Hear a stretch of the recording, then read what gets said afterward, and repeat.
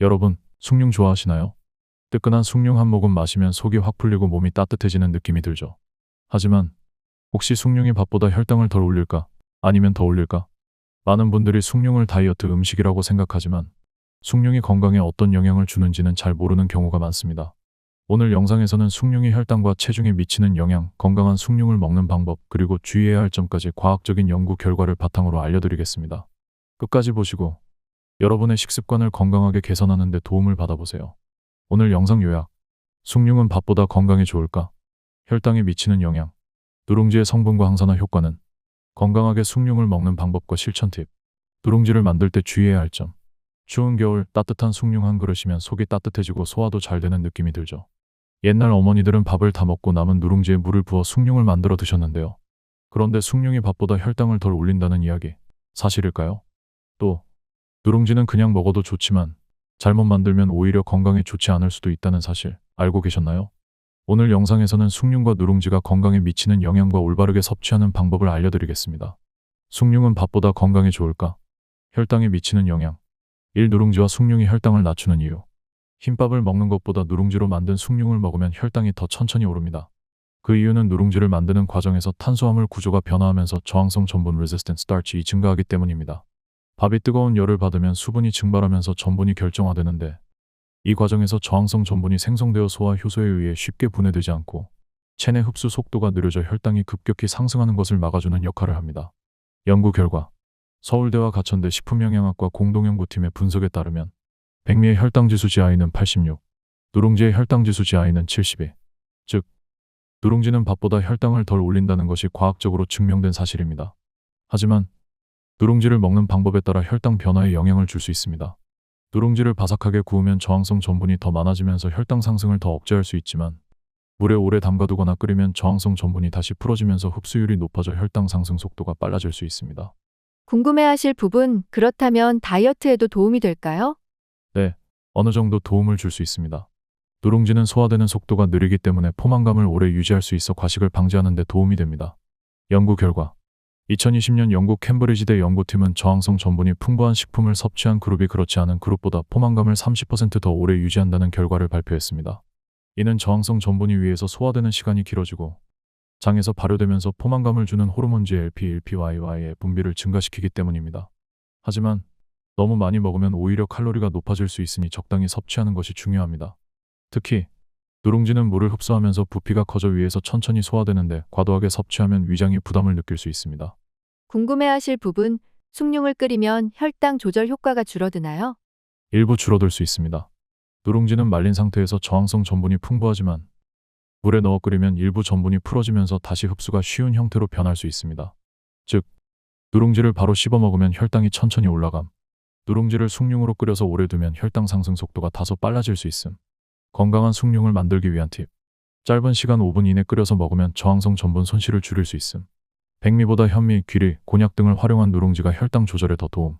숭늉을 식혀서 먹으면 저항성 전분이 다시 생성되는 재결정화 효과를 볼 수 있음. 즉, 뜨겁게 끓여 바로 먹는 숭늉보다는 한번 식혀서 먹으면 혈당 조절 효과를 더 높일 수 있습니다. 궁금해하실 부분, 그렇다면 누룽지는 얼마나 먹어야 적당할까요? 과유불급. 적당량을 지켜야 합니다. 한 끼 식사에서 누룽지 2분의 1공기 100에서 120g 정도가 적당. 포만감을 고려해 식사 후 숭늉으로 섭취하는 것도 좋은 방법. 밥 대용으로 누룽지를 먹을 경우 채소와 단백질을 함께 섭취하면 혈당 조절에 더 효과적. 누룽지와 숭늉은 전통적인 건강식이지만 잘못된 방식으로 섭취하면 오히려 혈당 조절을 어렵게 할 수도 있습니다. 따라서 가열 방식, 먹는 양, 그리고 함께 먹는 음식까지 고려해서 섭취하는 것이 중요합니다. 이 누룽지의 성분과 항산화 효과는. 누룽지는 단순히 혈당 조절뿐만 아니라 항산화 효과도 기대할 수 있는 식품입니다. 특히 누룽지를 만들 때 강한 열을 받으면 폴리페놀과 플라보노이드 같은 항산화 성분이 증가하는데요. 이 성분들은 우리 몸에서 활성산소를 제거해 노화를 늦추고 염증을 줄이는 역할을 합니다. 연구 결과. 서울대 연구팀의 실험에 따르면 누룽지의 색이 짙을수록 폴리페놀 함량이 높아지는 경향을 보였습니다. 진한 갈색의 누룽지는 항산화 효과가 더 클 가능성이 큽니다. 열처리 시간이 길어질수록 폴리페놀과 플라보노이드 함량이 증가했지만 일정 시간이 지나면 감소하는 경향도 확인되었습니다. 즉, 적당히 갈색이 난 누룽지가 항산화 효과가 가장 높을 가능성이 큽니다. 궁금해하실 부분, 그럼 누룽지는 색이 짙을수록 좋은 걸까요? 반은 맞고 반은 틀립니다. 누룽지를 너무 오래 가열하면 항산화 성분이 증가하는 대신 건강에 해로운 물질도 생성될 수 있습니다. 발암물질 아크릴아마이드 생성 위험.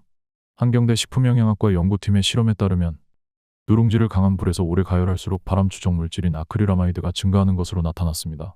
아크릴아마이드는 탄수화물 식품이 고온에서 조리될 때 자연스럽게 생성되는 물질로 국제암연구소 IARC에서 이해군 발암물질 인체 발암 가능성이 높은 물질로 분류하고 있습니다. 즉, 누룽지를 너무 짙은 갈색으로 태우면 항산화 효과는 커질 수 있지만 동시에 건강에 해로운 요소도 증가할 가능성이 있습니다. 건강하게 숭늉을 먹는 방법과 실천 팁. 그렇다면 어떻게 해야 더 건강하게 숭늉을 즐길 수 있을까요? 단순히 숭늉을 마시는 것이 아니라 어떤 재료로 만들고 어떻게 조리하느냐에 따라 건강 효과가 달라질 수 있습니다. 누룽지 재료 바꾸기. 일반적으로 누룽지는 흰쌀보다 혈당이 낮지만 여전히 고혈당 식품에 속합니다. 따라서 백미 대신 혈당을 낮출 수 있는 곡물을 활용하면 건강에 더 좋은 숭늉을 만들 수 있습니다. 건강한 누룽지 비율. 곤약, 귀리, 현미를 활용하면 식이섬유와 저항성 전분이 증가하면서 혈당 상승을 억제하는 효과를 얻을 수 있습니다. 곤약, 귀리, 현미를 6대 3대 1 또는 6대 2대 2 비율로 조합. 곤약은 칼로리가 낮고 포만감을 높이는 역할. 귀리는 베타글루칸 함량이 높아 혈당을 조절하는 데 도움. 현미는 섬유질과 미네랄이 풍부하여 영양 균형 유지. 연구 결과 2021년 미국 임상영양학 저널 AJCN 연구에 따르면 귀리 섭취가 2형 당뇨 환자의 혈당 조절을 돕고 인슐린 감수성을 개선하는 데 도움을 줄 수 있음이 확인되었습니다.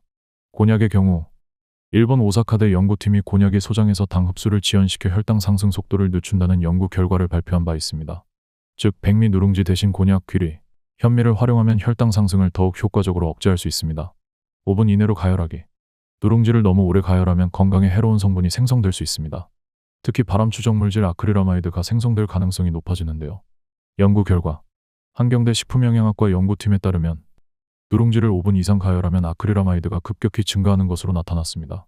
아크릴아마이드는 세계보건기구 WHO와 국제암연구소 IARC에서 2A군 발암물질로 지정되었으며 고온에서 탄수화물이 조리될 때 자연적으로 생성되는 화학물질입니다. 궁금해하실 부분, 누룽지를 오래 가열하면 왜 문제가 되나요? 누룽지를 짙은 갈색이 될 때까지 태우면 아크릴아마이드 함량이 증가하면서 건강에 해로울 수 있습니다. 하지만 5분 이내로 적당히 가열하면 아크릴아마이드 생성량을 줄이면서도 항산화 효과를 얻을 수 있습니다. 건강한 조리법. 중약불에서 4에서 5분 정도 가열하여 적당한 갈색을 유지. 강한 불보다는 약한 불에서 천천히 누룽지를 만들기. 너무 짙은 갈색으로 태우지 않도록 주의하기. 무쇠솥 사용하기. 누룽지를 만들 때 어떤 조리 기구를 사용하느냐에 따라서도 건강 효과가 달라질 수 있습니다. 특히 무쇠솥을 사용하면 철분 함량이 증가하는 효과를 볼 수 있습니다. 연구 결과 인하대 의대 연구팀은 무쇠솥과 일반 냄비 알루미늄 냄비로 만든 숭늉의 철분 함량을 비교했습니다. 무쇠솥에서 조리한 숭늉의 철분 함량 10.94mg/L, 알루미늄 냄비에서 조리한 숭늉의 철분 함량 0mg/L. 무쇠솥에서 조리한 철분은 체내 흡수율이 높은 BM철 형태로 존재하며 실제로 빈혈 예방에 도움이 될 가능성이 있음이 확인되었습니다. 궁금해하실 부분, 무쇠솥이 왜 철분 보충에 도움이 될까요? 무쇠솥에서 조리할 때 조리 과정에서 미세한 철 성분이 음식 속으로 용출되면서 철분 함량이 자연스럽게 증가하기 때문입니다. 따라서 철분이 부족한 분들이라면 무쇠솥을 이용해 숭늉을 끓이면 추가적인 철분 보충 효과를 기대할 수 있습니다. 더 건강한 숭늉을 만들기 위한 추가 팁. 무쇠솥을 사용하면 철분 함량 증가 효과를 볼 수 있음. 백미보다는 귀리, 현미, 곤약 등을 활용하면 혈당 조절 효과가 높아짐. 숭늉을 끓일 때 5분 이내로 가열하면 아크릴아마이드 생성을 줄일 수 있음. 결론 및 실천법. 오늘의 핵심 정리. 숭늉은 밥보다 혈당을 덜 올리고 포만감이 오래 지속되는 건강식. 누룽지는 소화 속도가 느려 혈당이 천천히 올라가 다이어트에 도움을 줄 수 있음.